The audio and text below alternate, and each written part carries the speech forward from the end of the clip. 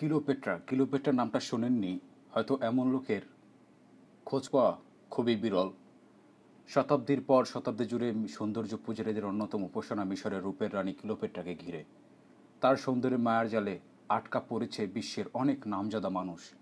প্রাচীন মিশরের ইতিহাসে সবচেয়ে বিখ্যাত নারী তিনি। প্রত্যয়ী ক্ষমতা, সহজাত রসবোধ, প্রচণ্ড উচ্চবিলাস এবং বাস্তবায়নের অদম্য ইচ্ছাশক্তির জোরে তিনি সর্বকালের সেরা নারীদের কাতারে স্থান করে নিয়েছিলেন।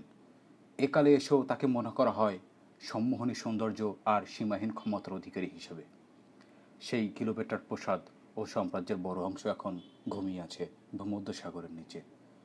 ঐতিহাসিকদের মতে মিশরীয় কোবরার বিষাক্ত দংশনে এই প্রসাদেই আত্মহত্যা করেছিলেন সুন্দরী কিলোপেট্রা। ইতিহাস বলে খ্রিস্টপূর্ব 232 অব্দে মিশর জয়ের স্মারক হিসাবে এক বন্দর নগরী পতন করেন গ্রিক বীর আলেকজান্ডার। তখন ওই শহরের নাম রাখা হয় আলেকজান্দ্রিয়া। এরপর থেকে মিশর শাসন করতে থাকে গ্রিসের টলেমাইন বংশ, আর এই বংশেরই মেয়ে ছিলেন কিলোপেট্রা।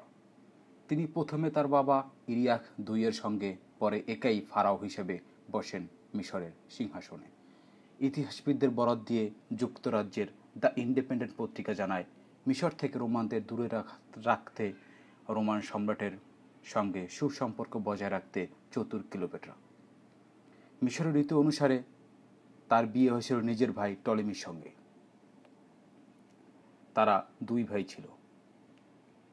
কয়েক বছর পর জুলিয়াস সিজার পম্পে বিজয়ের পর মিশরে আসেন। তিনি প্রেমে পড়েন কিলোপেট্রার।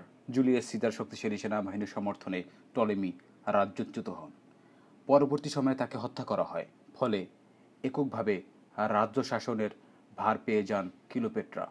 এরপর এক যুদ্ধে সিজারের মৃত্যুর পর কিলোপেট্রা সম্পর্ক করেন মার্ক অ্যান্টনির সঙ্গে। কিন্তু সময় অ্যান্টনির বিপক্ষ শিবির ও জুলিয়াস সিজারের বংশধর জুলিয়াস সিজার অক্টাভিয়ান্স আক্রমণ করেন মিশরের একটি মায়ের সেই যুদ্ধে আত্মহত্যা করেন মার্ক অ্যান্টনি। প্রিয়তম অ্যান্টনির মৃত্যুর পর আর সাম্রাজ্যের পতন সম্ভাব্য জেনে একই পথ বেছে নেন কিলোপেট্রা। ঐতিহাসিকদের মতে সেটা ইচ্ছাকৃতভাবে বিষধর সাপের দংশন খেয়ে। অবশ্য কোনো কোনো ঐতিহাসিক বলেন হেমলেক, আফিম ও অন্য বিষাক্ত জিনিসের মিশ্রণ খেয়ে আত্মহত্যা করেছিলেন কিলোপেট্রা। আর মরণ ক্ষমতা আগেই পরীক্ষা করে নেওয়া হয়েছিল তার দাসীদের উপরে। কিলোপেট্রা মৃত্যুর পর ফারাও হন তার ছেলে সিজারিয়ান। সিজারিয়ান ছিল কিলোপেট্রা এবং জুলিয়াস সিজারের ছেলে, কিন্তু সে অল্প কয়েকদিনের জন্য। তাকে হত্যা করে মিশরের শাসনভার নেন জুলিয়াস সিজার অক্টাভিয়ান্স। মিশর শুরু হয় রোমান শাসন দিয়ে। ইতিহাসের এটুকু মোটামুটি সবারই জানা, কিন্তু এত কিছুর পর কোথায় গেল কিলোপেট্রার সেই জমকালো প্রসাদ? সেই প্রসাদের খবর গত শতকের শেষ ভাগে বিশ্ববাসী জেনেছেন ফরাসি প্রত্নতত্ত্ববিদ ফ্রাগ গোদিও এর কাছ থেকে। গতকাল শনিবার ছিল কিলোপেট্রার প্রসাদ পুনরায় আবিষ্কারের 25 বছর পূর্তি। এই দিনটি উপলক্ষে প্রত্নতত্ত্ববিদ ফ্রাঙ্ক গোদিও সাক্ষাৎকার দিয়েছেন দ্য ইন্ডিপেন্ডেন্টের কাছে।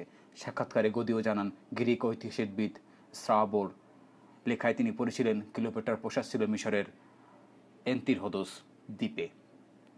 আর এই আইল্যান্ডের অস্তিত্ব তখনও আধুনিক দুনিয়া জানে না। হয়তো খুঁজতে গিয়ে ফ্রাঙ্ক আবিষ্কার করলেন খ্রিস্টীয় 6ষ্ঠ শতকে এক ভয়ঙ্কর ভূমিকম্প এবং সুনামিতে কিলোপেট্রার প্রসাদ সহ এই দ্বীপটি গ্রাস করে নিয়েছে ভূমধ্যসাগর। আলেকজান্দ্রিয়া শহরের উপকূলেই ছিল এই দ্বীপ। এই ভূমিকম্পে তলিয়ে যায় আলেকজান্দ্রিয়ার বিখ্যাত বাতিঘরও, যা ছিল প্রাচীন সপ্তম আচার্যের একটি। 1991 সালের 23 জানুয়ারি ভূমধ্যসাগরের গভীরে পাওয়া গেল কিলোপেট্রার প্রসাদের অস্তিত্ব। কার্বন ডেটিং পরীক্ষা করে বলা হয় এই প্রসাদ তৈরি হয়েছিল রানীর জন্ম 300 বছর আগে। দেখা গেল পানির অতলে ঘুমিয়ে আছে প্রাচীন নগরী লাল রঙের মিশরীয় গ্রানাইটের তৈরি দেবী আইসিসের মূর্তি ও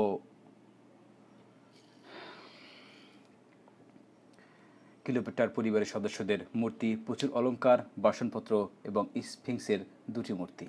সাগরতলে প্রায় 1400 বছরের বালি কাদা ইতিহাসের এই অমূল্য এই দলিলের বেশ কিছু নিদর্শন তুলে আনা হয়েছে সমক্ষে, কিন্তু প্রতিকূলতার জন্য বেশিরভাগই রয়ে গেছে পানির নিচে। ফ্রাঙ্ক গোদিও জানান, এই এলাকায় সাগরের নিচে স্রোতের প্রকৃতি অনেকটাই অচেনা। তীব্র সচেতন উদ্ধার অভিযান চালানো অনেকটা বিপজ্জনক। রোমান বাহিনীর কাছে ধরা দেবেন না বলে আত্মহত্যা করেছিলেন রানী ক্লিওপেট্রা। তার চিঠি দেখে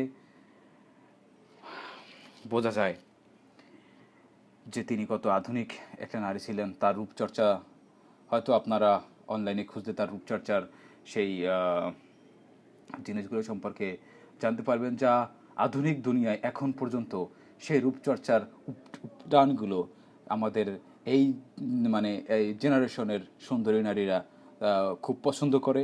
এবং তিনি গোসল করতে আমার যতটুকু জানা দুধে এবং মধু দিয়ে, এবং তার আরও অনেক অনেক রূপচর্চার আইটেম ছিল যেগুলো নিয়ে আমি পরে আসবো আপনার কাছে। ক্লিওপেট্রা তার ছোট ভাইকে বিয়ে করেছিল, যার বয়স ছিল মাত্র 14 বছর, এবং তারা 2 ভাই ছিল তখন তার বাবা মারা যাওয়ার পরে, এবং তিনি ছোট ভাইকে বিয়ে করেন এবং মিশর রাজত্ব করেছিলেন। আজকে এ পর্যন্তই। Thank you for watching. আল্লাহ হাফেজ।